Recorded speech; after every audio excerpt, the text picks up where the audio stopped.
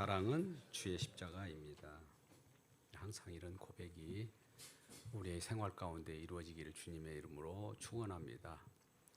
오늘 데살로니가 전서 마지막 부분을 통해서 주님의 재림이 임할 때 우리가 재림을 기다리는 이 현실 속에서 어떻게 대처해야 되나, 또 우리가 어떤 삶을 살아야 되는 데 대해서 오늘 말씀을 나누고자 합니다. 주의 강림은 어느 때 언제나 아무도 모르게 임한다고 하죠. 우리가 공중 재림이라고 합니다. 공중 재림이 일어나면 그때 모든 성도들이 주 안에서 함께 주님과 함께 공중에서 같이 내려오고 또 만나고 하는 과정 속에서 재림이 일어납니다. 이 재림은 항상 우리 가운데 현실적으로 있다는 생각을 가지고 항상 깨어서 기다리는 우리 모두가 되기를 바랍니다. 오늘 데살로니가전서 4장 1절부터 18절의 말씀은 그랬습니다. 주님이 오신다. 그래서 서로 이루어라. 주님이 오시기 전에 어떤 일이 있기 때문에 이루어라고 할까요? 주님이 오기 전에 많은 박해가 있습니다. 우리는 우리 주님이 오시기 전에 복음을 전하다가 복음이 우리에게는 사실 기쁜 소식인데도 불구하고 기쁜 소식으로 여기지 않는 자들에 의해서 항상 내침을 당하게 되어 있습니다. 그것이 순수하게 받아들여지는 복음이라면 그 복음이 아니죠. 세상과 동일한 말을 전할 때는 순수하게 그냥 받아들이기 때문에 그 복음이 아닙니다. 세상이 발칵 일어납니다. 세상 소리가 아니기 때문에 그래요. 한데 진정한 말씀이 이 땅에 던져지게 되면 이 땅은 뭔가 그것에 반응이 일어나는데 발칵 일어나고 저항하면서 복음을 박해하게 됩니다. 그 속에서 박해하는 과정 속에 심판이 일어나고 심판이 일어나는 가운데 구원이 동시에 일어납니다. 그렇기 때문에 구원은 그냥 구원 자체로 일어나는 것이 아니라 심판과 함께 구원이 동시다발로 일어난다는 사실을 기억하고, 어떤 자는 심판받지만 어떤 자는 구원을 받아요. 이 두 가지가 동시에 일어난다는 사실을 우리가 꼭 명심하고 말씀에 오늘 보도록 하겠습니다. 재림이 곧 닥친다고 하니까 많은 사람들이 이제 대충 살아야 되겠다 이런 생각도 하고, 또 자기 삶을 소홀히 하는 사람들이 있겠죠. 분명히 그렇게 우리 생각되지 않습니까? 누구라도 그렇게 생각할 거예요. 그러나 우리는 하나님의 뜻이 무엇인가를 생각해 봐야 합니다.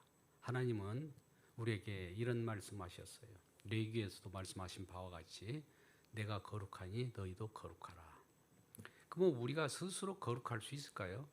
거룩하라는 명령이 나오면 주님께서 우리에게 거룩하게 하시는 어떤 은혜를 덮어줄 거예요. 우리가 우리 주님의 은혜로 우리가 거룩함을 입었습니다. 할렐루야. 우리 행위로 거룩함을 입을 수가 없어요. 우리 주님이 다 마련해 놓고 나서 거룩함을 우리들을 입으라는 거예요. 거룩하라는 거예요. 그러면 우리는 우리 스스로를 어떻게 닦고 거룩할까를 염려하지 말고 바로 주님을 바라보십시오. 그러면 주님께서 거룩을 덮어주시려고 미리 대기하고 있는 거예요. 우리 주님은 항상 주님 말씀을 귀 기울인다는 것은 주님을 바라보라는 겁니다. 우리 행위로 우리가 스스로 우리의 노력으로 되는 것은 아무것도 없어요. 이스라엘 유대 민족들이 그 일을 다 해봤습니다. 인간은 안 된다는 것을 모범으로 보여주는 것이 이스라엘 백성이었어요.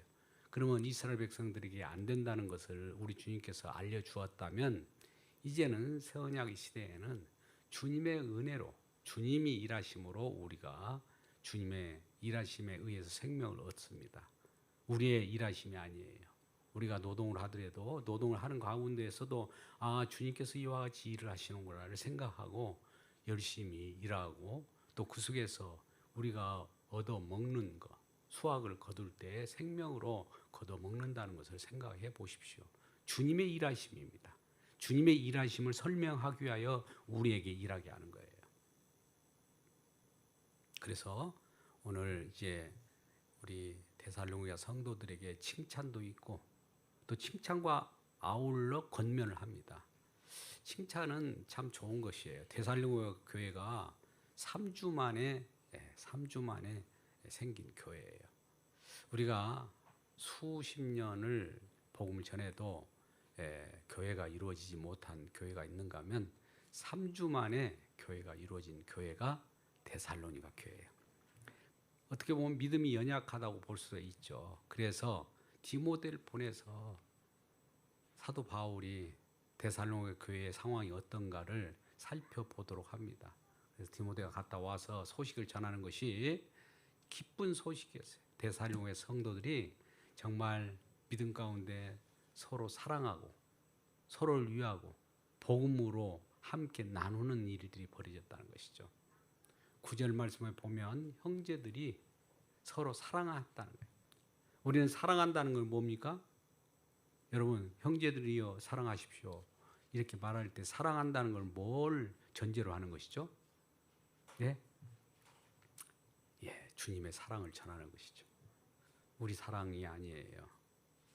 주님께서 십자가에서 우리를 위하여 화목제물이 되셨습니다.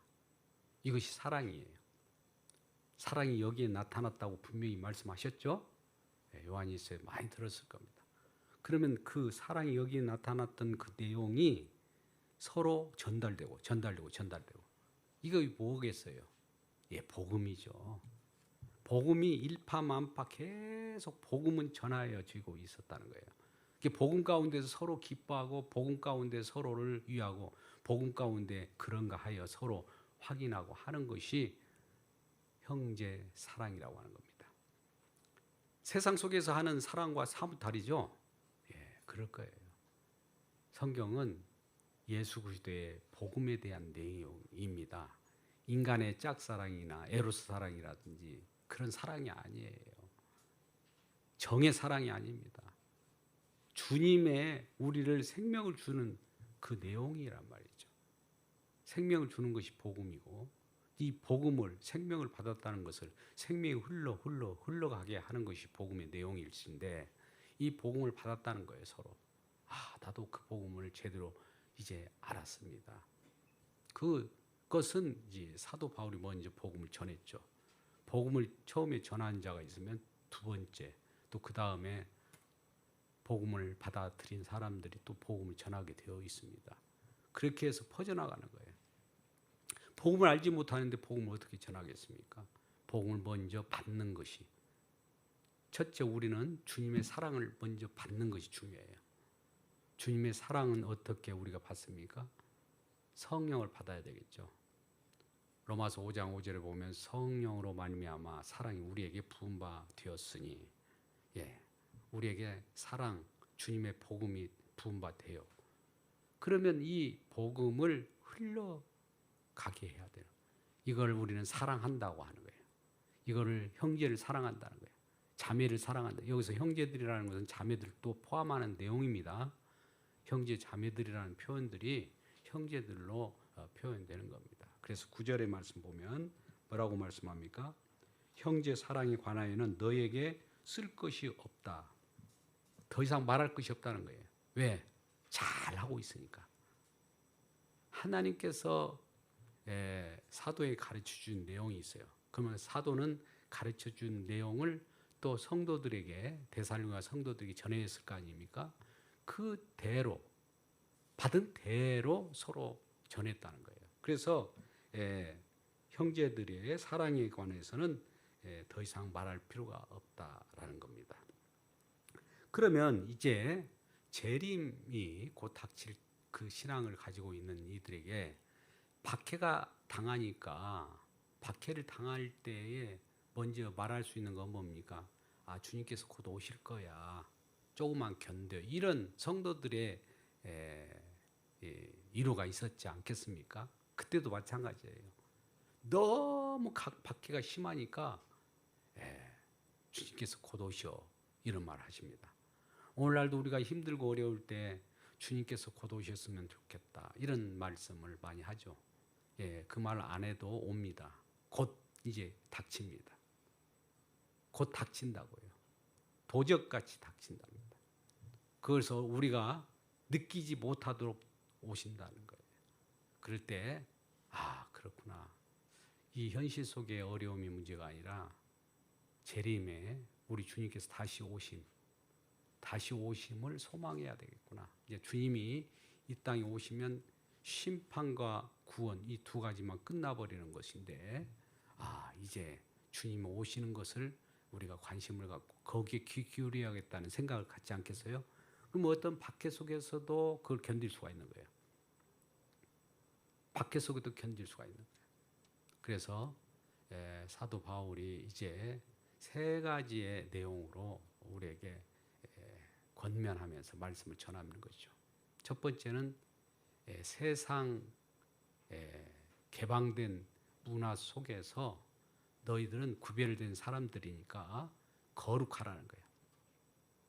세상 물질 문명과 또 여러 세상 신을 섬기는 그런 문화로부터 거룩해져라는 겁니다. 왜 그러냐면은 데살로니가 교회 지역에 있었던 여러 이야기가 나옵니다. 우리가 비잔틴 제국을 알지 않습니까? 그때 여러 로마와 그리스와 로마 신화를 보면 여러 신들이 있어요. 각가지 신들의 그 내용을 보면 참 내용도 우리가 어떤 신화로 보기에도 즐겁게 볼 수 있는 내용들이 있는데 그들이 그와 같이 믿었던 거예요.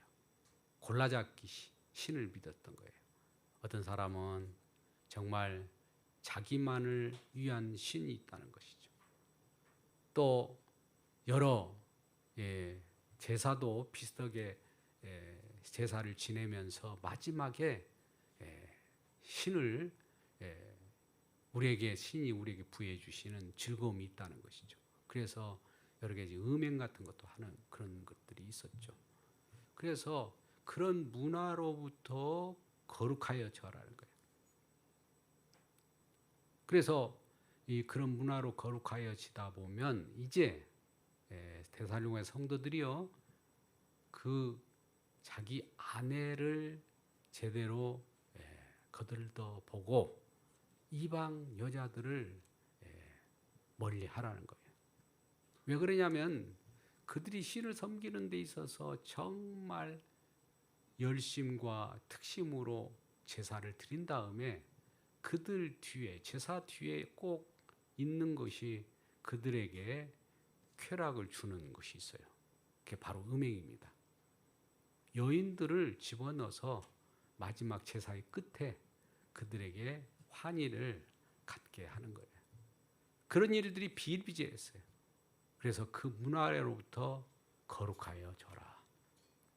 심지어 다른 형제의 아내들을 데려다가 같이 즐기는 그런 일도 벌어졌어요. 그래서 오늘 본문의 말씀을 보면 형제에 대해서 말하기를 형제를 상하게 하지 말라 이런 말씀을 합니다. 그렇죠? 형제의 마음을 아프게 하지 말라는 거예요. 왜 그럴까요? 그들이 권위와 그들의 권력으로 그들의 재력으로 데살로니가 교회 문화 속에는 권력과 권위가 있었는데 재력이 많은 사람이 한마디로 왔다 해요.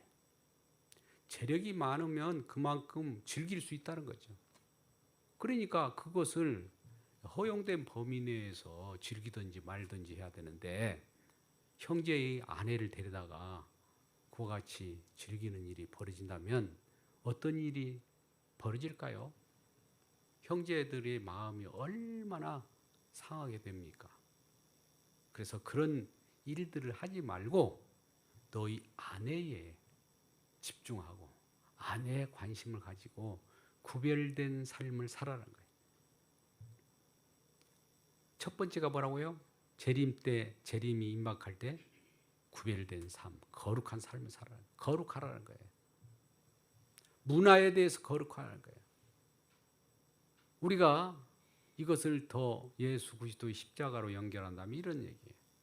우리는 단지 그것을 표면적으로 또 구체적으로 예시를 들어서 다른 여자를 취하는 것을 음행이라고 한다면 오늘날 야고보서 4장 4절 말씀과 같이 뭐라고 합니까? 거기에 음행한 여인들아 하면서 세상을 사랑하는 것이 하나님과 원수가 되나니.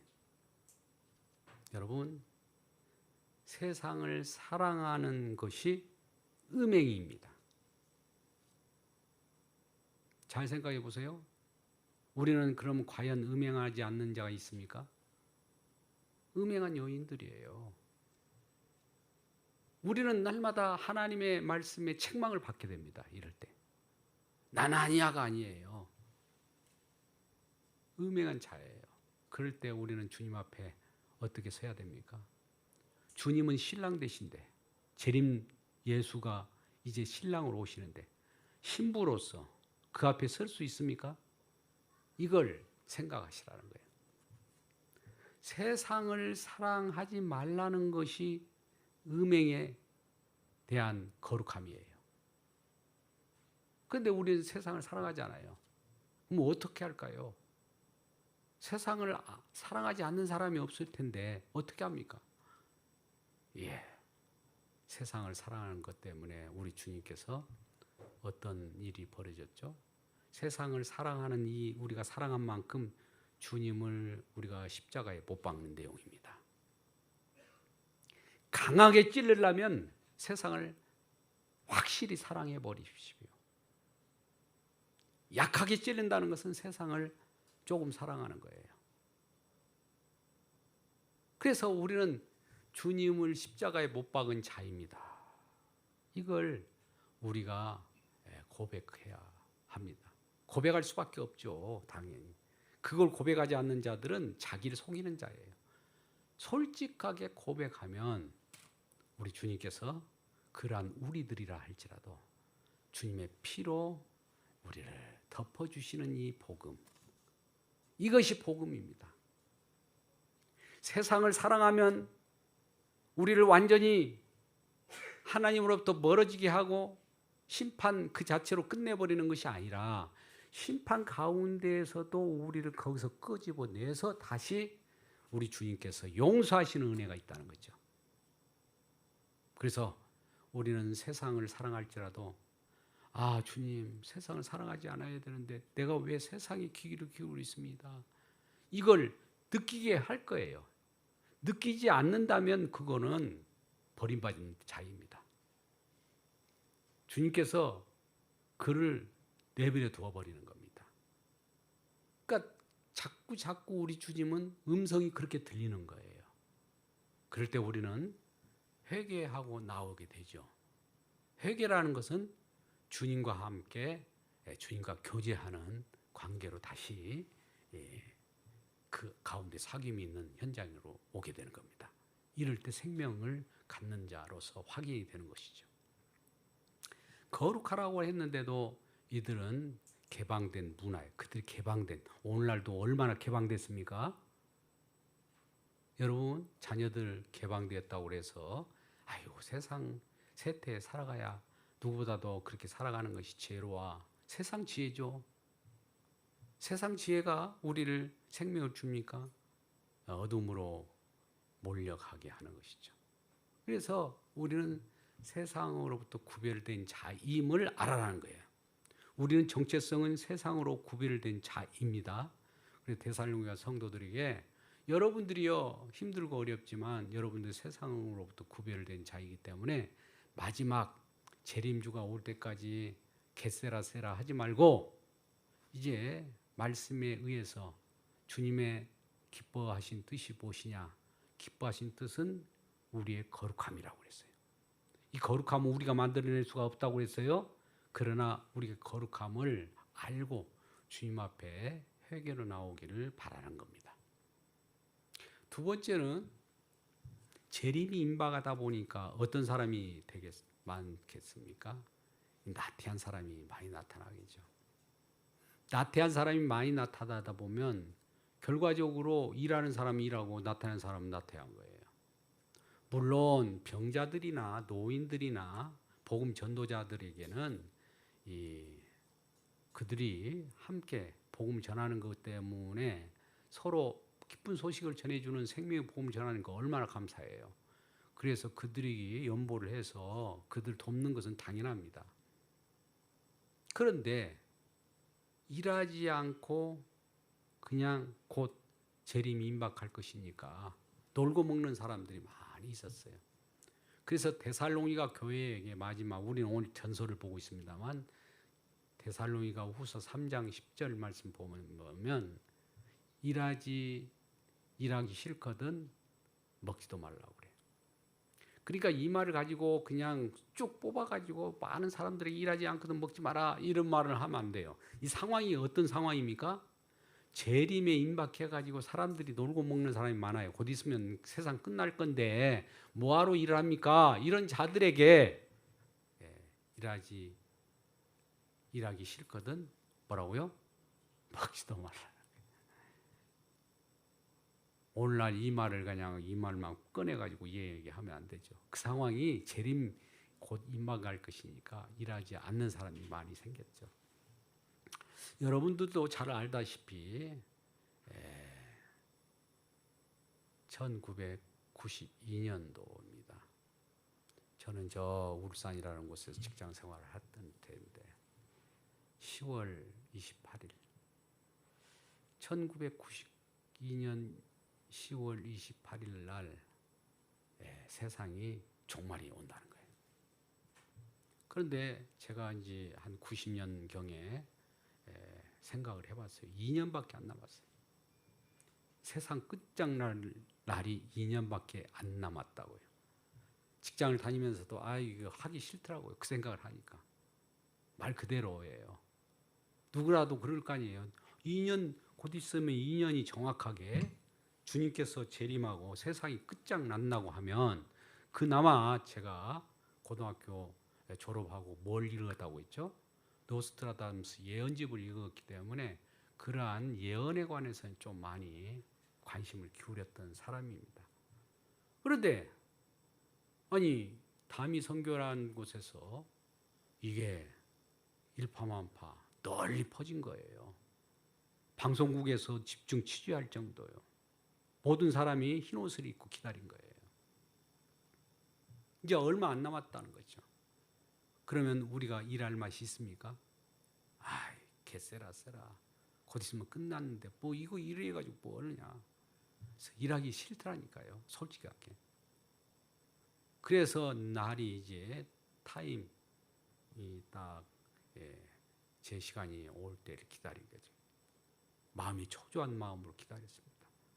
딱 지나가는 순간에 밤새 지나갔는데 그 다음 날 그런 일이 일어나지 않았던 거예요. 사실 우리가 알기로 이장님이라는 자도 성결교회에 아주 깊은 신학적인 깊이가 있었던 사람이라고 그래요. 박사학위까지 있었다고 합니다. 그러니까 그런 사람이 뭔가 글을 쓰고 사회적인 명망이 있다 보니까 신뢰할 만한 거 아니겠습니까? 우리는 박사라고 하면은 사실 그 분야에서 신뢰할 만한 어떤 체계를 가졌다고 보기 때문에 그대로 그걸 믿거든요. 그런데 그와 같이 재림이 임박한다고 하니 그들이 말하는 것은 세대주의적 속말론입니다. 세대주의라는 것은 시간을 가지고 이때 그 다음에 이거 세대주의예요. 우리 주님께서 십자가에서 다 완성했다고 했잖아요. 그 순간에 사실 여러분 지금 우리가 이 역사라고는 시간을 지금 살고 있지만 이것과는 상관없이 시간에 관계없이 십자가 복음의 효력은 창세 전부터 재림 때까지 다 효력이 발생합니다. 주님께서 다 이뤘다는 것이 얼마나 큰 것인지 알지 못하는 사람은 다 이루었어도 그 다음에 또 주님께서 또 그 다음에 이루어내야 되는 것을 또 가지고 오고 있거든요. 근데 우리 주님 다 이뤘다고 그랬어요. 재림 시에 일어날 일까지 주님께서는 다 이루어 내놓고 이 시간 속에서는 우리가 감지가 안 됐으나 우리 주님의 묵시적인 시간이라고 있어요. 이걸 카이로스라고 하는데 그 시간은 다 완료가 된 거예요. 그래서 저와 여러분이 염려할 필요가 없는 거예요. 주님이 다 완성했기 때문에. 박해를 받아도 염려할 필요가 없어요. 오직 믿음의 주요 온전케 하신 주님만 바라보면 되는 거예요.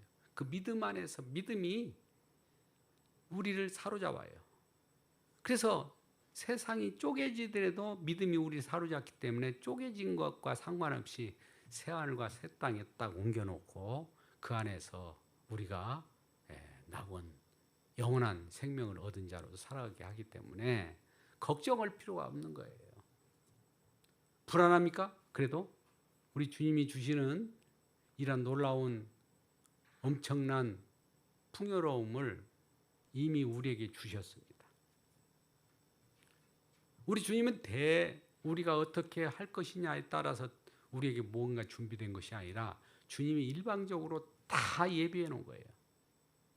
우리가 뭔가 하려고 하면 주님께서 이미 예비된 내용을 준비해 놓고 기다리고 있는 거예요. 그래서 세대주의 종말론은 일단은 우리가 할로서 들림을 받는 휴거라는 엄청난 그 책을 통해서 번역을 이상하게 해가지고 일파만파를 가져오게 된 거예요. 지상에 엄청난 일이 발생한다고 하면서 휴거 해가지고 그 책을 대부분 보았을 거예요. 저도 한번 읽은 것 같은데요. 그래서 그 책이 엄청 팔려나가요. 그 책을 보고 사람들이 얼마나 놀랐겠어요. 놀라는 것도 사실 은혜일 수도 있어요. 놀래게 하죠, 사람이. 그런데 그날은 오지 않았어요. 그래서 공중에서 재림받고 또 그 다음에 지상재림이 있다는 거예요. 이중재림이에요. 이중재림. 예수님이 이중재림 한다고 그랬습니까? 그 이중재림을 어디서 꺼내왔느냐, 지상재림을 어디서 가져왔느냐, 다니엘서에서 가져온 거예요. 그래서 7년 대환란이 일어난다는 거예요. 지상재림이 일어나기 전에 7년 대환란이 일어나고 지상재림이 일어나서 공중에 재림받은 자들이 있는가 하면 지상재림. 지상에 아직 남아있는 사람들이 환란을 당하고 남겨진 자들이 고통을 당하고 그 중에 일부 건짐을 받는다는 그런 식으로 전개해 나가는 거예요. 그 글을 쓰면은 그 글을 읽으면 야 이렇게 되어가는가? 그럴싸하게 보이거든요. 재밌고 성경 말씀을 자기의 유의에 즐거움으로 자기 멋대로 판타지 소설로 만들어가지고 그 유포한 거예요. 하나님 말씀은 살았고 역사하신 말씀입니다. 이것을 판타지 소설입니까? 공중 재림한다면 공중 재림합니다. 그래서 아까 첫 번째 우리 주님의 재림에 임할 때 우리가 생각해야 될 것은 우리 자신을 먼저 거룩하게 하라는 거고, 두 번째는 일하라는 거예요. 일하라는 거예요. 일하라. 나태함에 남이 이 일한 것을 거기에 기대어서 살아가지 말고 너희들도 충분히 일할 만큼 일하라는 거예요. 재림이 언제 오든 상관없이. 우리는 스피노자의 내일 종말이 온다 할지라도 뭘 심는다고 그러던가요? 배나무요? 사과? 예. 사과나무를 심는다. 왜 그렇게 심을까요? 그거 옳은 거예요. 사과나무를 심는다는 것은 결과적으로 그 얘기는 재림이 오지 않는다는 생각이겠죠. 어떤든 일단 우리가 일해야 되는가. 종말의 시대의 끝이라고 하면서 이제 나동거리면서 이판사판으로 살아갈 수 있어요. 이런 복음이 전해지면. 재림 신앙이 정해지면 이제 끝인데 그냥 적당히 어물러 버려. 좀 있으면 끝인데 왜 그렇게 살아? 이렇게 이제 많은 사람들이 얘기할 거예요. 그러지 말고 어쨌든 재림 주님이 언제 강림하든 상관없이 열심히 일하라는 거예요. 열심히 일한다는 것은 뭡니까? 잘 보세요. 주님께서 일하시니 나도 일한다는 거예요. 자, 열심히 일한다는 것은 뭘 설명하려고 하냐면 여러분들이 열심히 일하잖아요. 그건 내가 열심히 일하면서 주님이 어떻게 일하셨을까? 주님의 열심히 일하심으로 말미암아 우리에게 생명이 주어집니다. 할렐루야. 우리가 일하면서 열심히 일하면서 주님의 열심을 생각하셔야 돼요. 왜 우리에게 천직이라고 해서 우리의 일거리 줍니까? 이 일을 통해서 주님께서 같이 이 일과 같이 주님도 일하셔서 주님이 일하심 때문에 우리에게 생명이 주어진 거예요. 주님이 가만히 계셔버리면, 주님이 십자가에 못 박히지도 않으면 우리에게 생명이 없는 겁니다. 주님의 일하심이 최정점이 십자가잖아요. 주님의 일을 다 이뤘다라고 하는 그 열심이 엄청나기 때문에 그 일하심에 의해서 우리가 나음을 입어버렸고 생명을 얻고 영생을 얻은 거예요. 그러면 우리가 일할 때마다 이 일과 주님과 무슨 상관이 있어? 예, 여러분 일하심과 주님의 십자가를 연결해 보세요. 주님도 열심히 십자가를 지고 계시고 나도 일을 하고 있기 때문에 이 일이 결과적으로 주님의 십자가를 증언하는 것이다. 열심히 일하는 것이 여러분이 십자가를 증언하는 것이다 이거예요. 왜? 주님이 일하심을 증언하는 것이 설명하는 거기 때문에 그렇습니다. 그래서 우리가 열심히 일함으로 말미암아 뭐가 나옵니까? 페이가 오죠. 수입이 오잖아요. 이건 이제 우리가 모형적인 생명이라고 하는 거예요. 주님께서 일하셨기 때문에 우리 생명이 오지 주님이 가만히 계시면 아무것도 이루어지지 않습니다. 그래서 마지막 날에 우리가 어떻게 대처해야 될 것인가를 생각할 때 우리는 변하지 않고 일해야 됩니다. 그러면 세 번째는 뭘까요? 세 번째는 뭘까요? 위로하라는 거예요. 위로. 왜? 마지막 시대를 살아가는 데살로니가 성도들이 너무나 박해가 많이 받아요. 그 유대인의 회당이라는 것은 요한계시록 보면 유대인의 회당을 사단의 회라고 이렇게 아예 못 박았습니다. 근데 그 유대인의 회당에 예수님께서 복음을 거기다 먼저 전해요. 이상하게. 그죠? 사도 바울도 유대인의 회당에 가서 복음을 먼저 전해요. 다른 일반 이방인들에게도 전하면 얼마나 좋겠습니까? 아무 문제 없이. 유대인의 회당에 말씀을 전하니까 거기에서 어떤 일이 벌어진다고요? 발칵 뒤집어지는 거예요. 유대인의 회당이 무엇을 지금 잡고 있습니까? 그들도 하나님을 열심히 믿어요. 성경 말씀을 열심히 가지고 율법을 가지고 하나님의 말씀을 지키면서 성전 신앙으로서 율법 신앙으로서 하나님 특심이 열심인 것. 근데 문제는 그 열심이 주님을 위한 열심이 아니라 자기 특심이에요. 자기 의를 세우려고 열심을 기한다고 로마서 10장 4절에 말씀하고 있습니다. 그들은 자기가 열심이었기 때문에 다윗 왕국이라고 하는 다윗의 후손으로 오는 그 메시아가 힘 있는 왕국이 되어야 된다는 거예요. 그러니까 자기도 열심히 있었기 때문에 예수님이 오실 때 베드로도 그 후에 다른 세베대 아들처럼 어머니가 와서 좌의정 우의정 해달라고 하고 그 왕국이 곧 있으면 일어날 텐데 예수님을 따라가면은 정말 오병이어와의 기적과 같이 먹는 데는 문제가 없겠다. 경제적으로. 또 치유를 해 주니까 여기는 우리의 고통이 없겠구나. 물론 다 그건 맞아요. 근데 그를 현실 속에서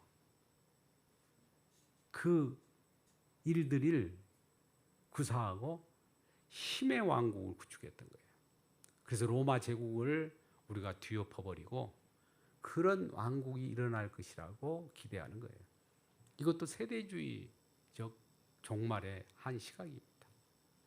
백투더 예루살렘이라는 말을 들어보셨습니까? 세대주의입니다. 로마서를 잘못 읽고 마지막 이스라엘이 회복되어서 그들이 구원받으면 세상이 종말이라고 되어 있어요. 근데 그 이스라엘이 육적 이스라엘을 뜻하는 것이 아니에요. 여러분, 우리가 구원받은 자들을 영적 이스라엘이라고 하죠.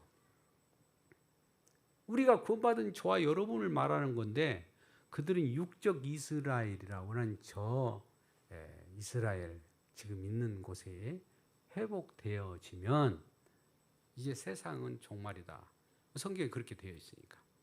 근데 우리는 모든 영적 이스라엘이 구원받은 수요가 다 차면 세상은 끝이라.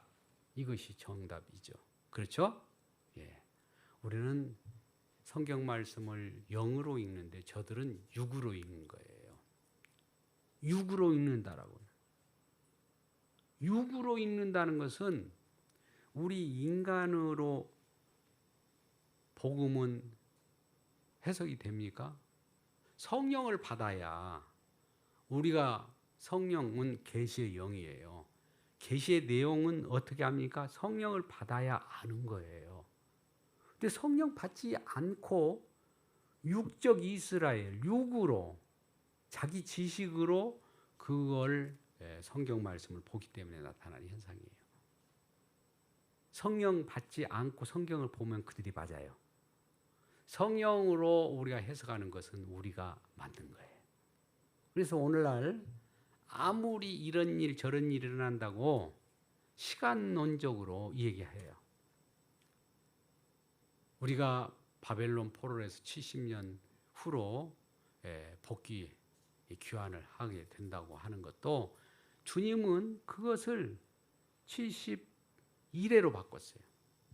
7년씩 더 되었어요. 왜 그러냐면 우리 인간들이 악이 너무 깊어서 7배 정도 깊거든요.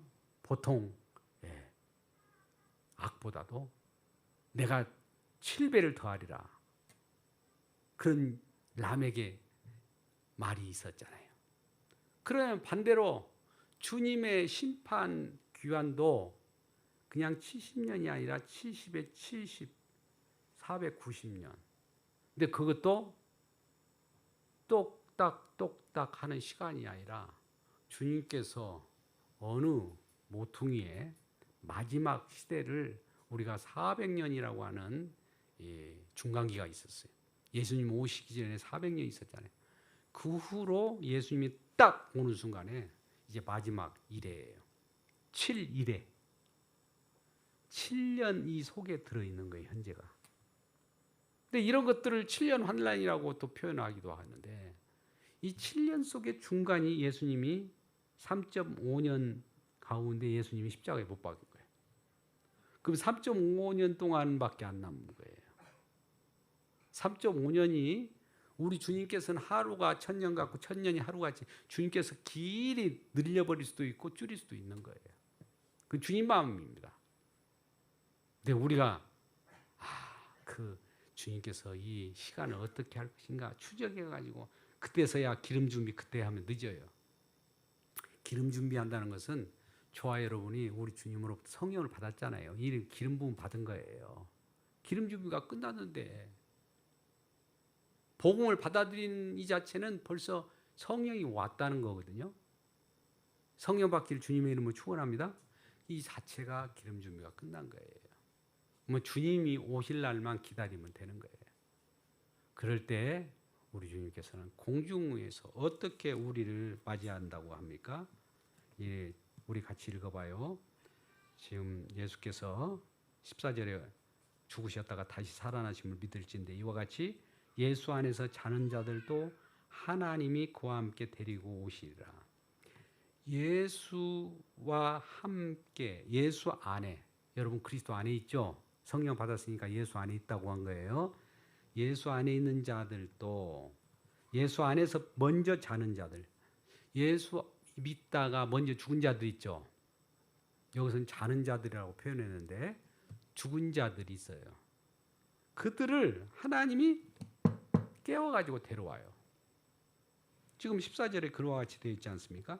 15절을 읽겠습니다. 우리가 주의 말씀으로 너희에게 이것을 말하노니 주께서 강림하실 때까지 우리 살아남아 있는 자도 자는 자보다 결코 앞서지 못하리라. 이 말은 뭐예요? 먼저 주님이 강림하실 때 주님 안에서 미리 예수 믿고 죽었다가 죽은 자들이 먼저 주님과 함께 먼저 오고, 그 다음에 살아있는 여러분들, 지금 힘들고 어려운 가운데 있는 자들이 그 다음에 뒤를 따른다는 거예요. 이것은 분명히 있다는 거죠. 그리고 16절, 주께서 호령과 천사장의 소리와 하나님의 나팔 소리로 친히 하늘로부터 강림하시리니, 재림하시리니, 그리스도 안에서 죽은 자들이 먼저 일어나고, 반복이죠. 그리스도 안에서 죽은 자들이 먼저 일어나고.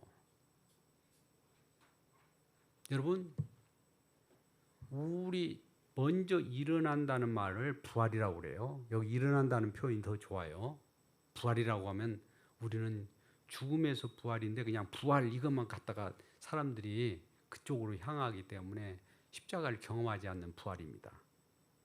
그건 심판의 부활이에요. 부활로 두 가지가 있다고 했죠. 십자가를 통해서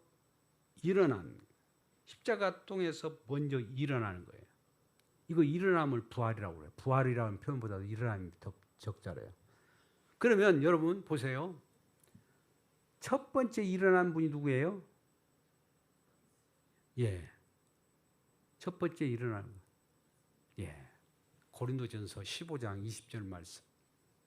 고린도전서 15장 20절 말씀 가운데 죽은 자 가운데서 그리스도가 먼저 일어나셔서 부활의 첫 열매가 되었느니라. 부활이 첫 열매가 됐다. 첫 열매라는 것은 두 번째, 세 번째, 네 번째, 다섯 번째 계속 있다는 거지요. 첫 열매가 없으면 우리의 부활은 없어요. 그런데 첫 열매가 있음으로 말미암아 그 뒤따르는 내용들이에요. 뒤따른다. 아까 지금 먼저 자는 자들이 먼저 또 주님께 붙고 그 다음에 살아있는 우리들도 거기에 붙어서 부활한다는 얘기죠. 할렐루야. 이 부활은 우리들에게는 구원의 부활이지만, 생명의 부활이지만, 예수를 안 믿는 사람들은 심판의 부활이에요. 심판의 부활도 있나요? 심판의 부활이 있어요. 요한복음 5장 29절에 생명의 부활로 우리는 주님과 함께 공중에서 만나게 됩니다. 그 말씀이 이미 사도행전에서도 말씀하셨고 있는 그대로 오늘 본문에서도 이와 같이 기록되어 있는 거예요. 자, 17절. 그 후에 우리 살아남은 자들도 그들과 함께 구름 속으로 끌려 올려 공중에서 주를 영접하게 하시리니 그리하여 우리가 항상 주와 함께 있으리라. 항상 주와 함께 있다는 건 영원히 주님과 함께 있는 거예요. 주님 없는 나라는 주님의 나라가 아닙니다. 천국이 아니에요. 주님과 항상 함께 있어요. 주님이 먼저 부활하셨으므로 먼저 죽은 자들이 부활하고, 죽은 자들이 먼저 죽은 자들이 먼저 잔 자들이 돼 그들이 깨어서 부활하고, 그 다음에 우리가 부활하게 돼서 공중에서 같이 주님을 만나게 되는 거죠. 이것을 우리는 공중에서 만난다는 것을 요한계시록의 20장 1절 이하의 말씀 보면 우리가 거룩한 성전과 같이 성전이 내려와요. 이 아름다운 모습입니다. 이 모습이 우리의 모습이에요. 우리 주님께서는 우리 주님께 깨끗하게 해서, 우리 주님을 믿는 사람들은 주님이 깨끗하게 하셨어요. 주님을 믿지 않는 사람은 깨끗하게 자기 자신이 씻어도 그것은 깨끗한 것이 아니에요. 오직 깨끗하고 거룩하게 하는 것은 주님의 은혜로만 깨끗하는 것을 말하는 겁니다. 그러면 이 말은 뭡니까? 주님을 믿는 자들이겠죠. 그렇죠? 우리 스스로 깨끗하게 할 수 없어요. 그래서 이제 우리가 주님의 재림, 강림을 기다린다는 것은 때에 상관없이 어느 때에 임박할지 몰라요. 이 세상은 크로노스 시간입니다. 똑딱 똑딱. 그러나 주님이 임박한 것은 카이로스 하늘로부터 이 땅을 이미 휘장이 찢어져서 주님께서 그 다 완성했기 때문에 재림까지 완성했다고 했잖아요. 제가 아니 재림이 아직 오지 않았는데 무슨 완성이야. 재림까지 완성했다면 재림까지 완성한 거예요. 재림까지 완성했기 때문에 아무 때라도 주님이 쑥 오셔가지고 공중에서 이리 와 하면은 거기에 응답하고 기쁨으로 주님을 맞이하는 저와 여러분 되시기를 주님의 이름으로 축원합니다. 기도하겠습니다. 아버지 하나님 감사합니다. 주님의 은혜 가운데 오늘 또 말씀을 증언했습니다. 데살로니가 교회가 여러 가지 박해가 있었을지라도 주님께서는 임박한 이제 강림을 기다릴 때 일저일 하지 않고 나태한 사람들이 많이 있었습니다.